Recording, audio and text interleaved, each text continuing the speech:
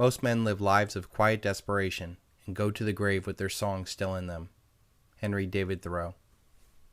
We are at a crossroads of humanity when all that we have been indoctrinated to will fail almost inexplicably. Millions of people will have their world turned upside down and have the main motivator for all their life choices, the dollar, suddenly fail them. But it will not be the financial losses or the inevitable anger and violence that they will ultimately succumb to. It will be the lost time, opportunities, and passions that they wasted chasing an illusion that did not resonate with their soul. The one permanent emotion of the inferior man is fear. Fear of the unknown, the complex, and the inexplicable. What he wants above everything else is safety. H.L. Mencken. We have been conned into the idea that a dependent man is safe and that an independent man is crazy. We sacrifice everything to an insatiable collective for the illusion of safety. We actively or passively support the debt and death paradigm with every debt, vote, view, purchase, recruitment, and career. Behind every collective has a group of scheming men that know that their lives and power depend on getting others to willingly sacrifice their time, energy, and focus for the empowerment of others. So round and round we go, from one revolution of collectivists to another group of collectivists, each promising the moon while stealing your soul. I prefer dangerous freedom to peaceful slavery. Thomas Jefferson. It is time for an evolution and not another false revolution. An evolution of consciousness happens when we realize that the battle is not in the world with aggressive competing factions. It is in our minds and in what we empower. You see, we empower them. They do not control us. We give away our power to a faceless, uncaring collective that would in a heartbeat crush any individual just to keep the lie alive. It is this reality that is at the heart of all of our problems. This is not a financial, political, military war. It is a war of consciousness, nothing more, nothing less. The notion that a radical is one that hates his country is naive and usually idiotic. He is, more likely, one who likes his country more than the rest of us, and is thus more disturbed than the rest of us when he sees it debauched. He is not a bad citizen turning to crime. He is a good citizen driven to despair. H.L. Mencken. There would be no banking crisis if your money is not in their bank. There would be no war if your men weren't fooled into surrendering their humanity. There would be no corporate giants if we did not buy their goods or their corporate careers. That's why I'm richer than you. There would be no federal power if we did not encourage them with our support. All collectives fear an individual walking away because without them, there is no collective. The most dangerous man to any government is the man who is able to think things out without regard to the prevailing superstitions and taboos. Almost inevitably, he comes to the conclusion that the government he lives under is dishonest, insane, and intolerable. H.L. Mencken.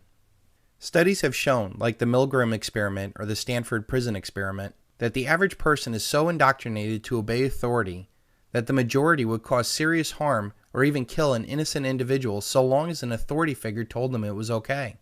But what is often not shown is those exact same studies show that the answer is in individuals questioning authority and refusing to play their schemes.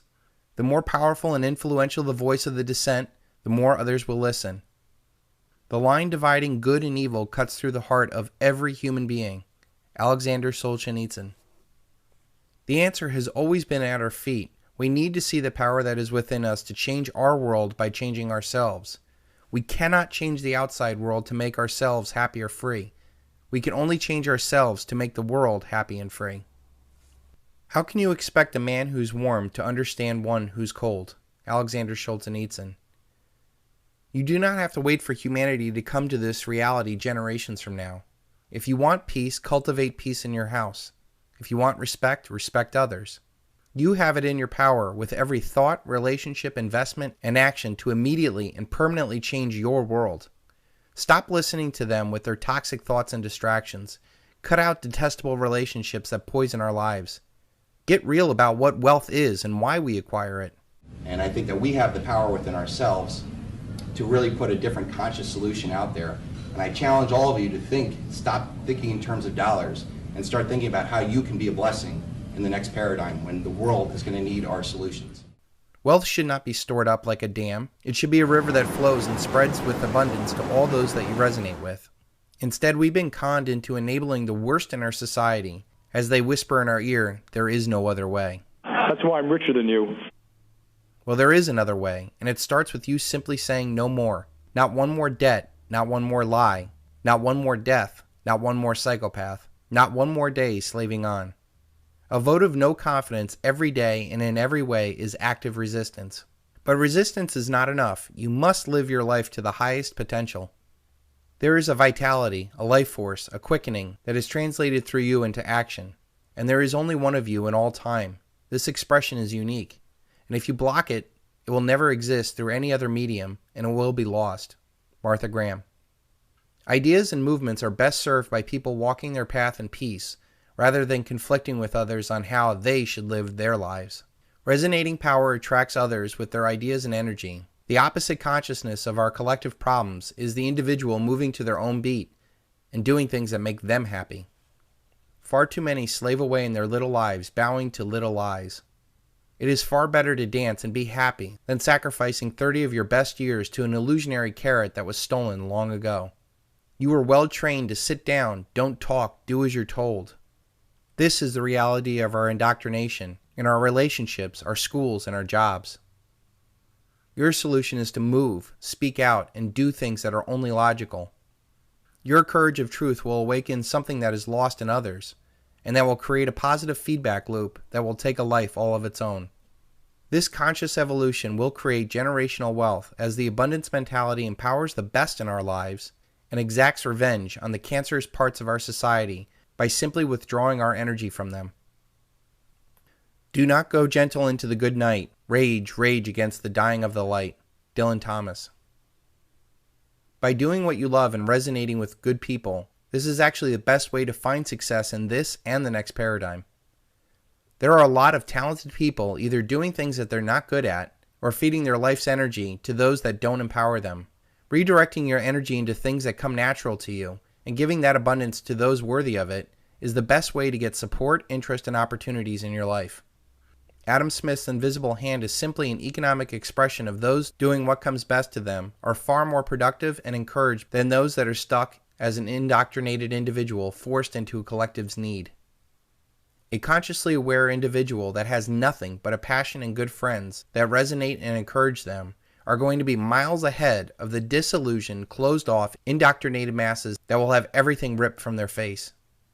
As the rest of society burns through the anger, bargaining, and depression stage of the awakening, those consciously aware individuals will be able to see the opportunities at their feet, while most of humanity will be stuck thinking about the opportunities lost.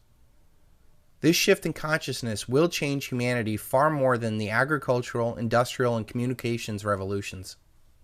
Every age has its particular folly, some scheme, project, or fantasy into which it plunges, spurred on by the love of gain, and the necessity of excitement, or the force of intimidation. Charles Mackay.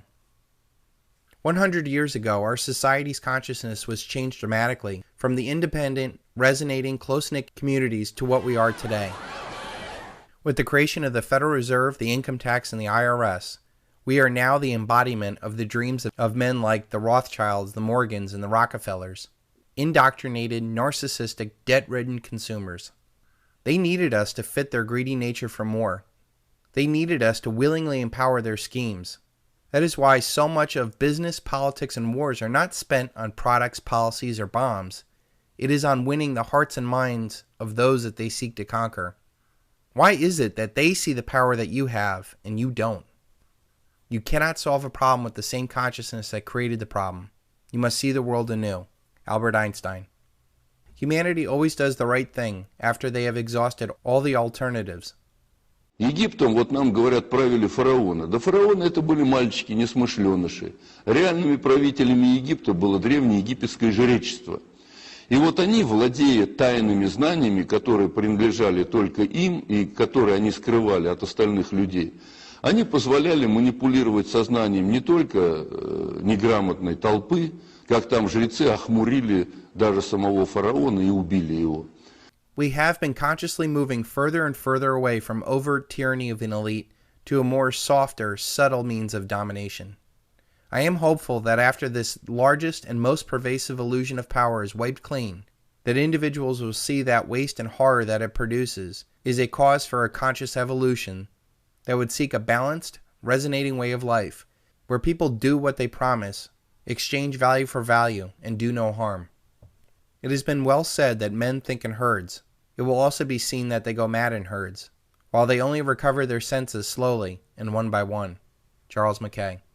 After enough people get burned by the intangible debt-based money, they will find value in real wealth. After enough people get burned by the collective, they will find the value in real people who care about them and empower them. After enough people die for lies, they will wake up to the truth that has been whispering to them all along and realize that they only needed to be so brave enough to listen. All know the way, but few actually walk it. This is what's coming for humanity. And for some it can start today, and others it may take a few wasted generations. All it takes is the trivium to logically question your reality and your path in life. Once you have clarity, you only need to walk it. Two roads diverged in a wood, and I took the one less traveled by, and that has made all the difference. Robert Frost.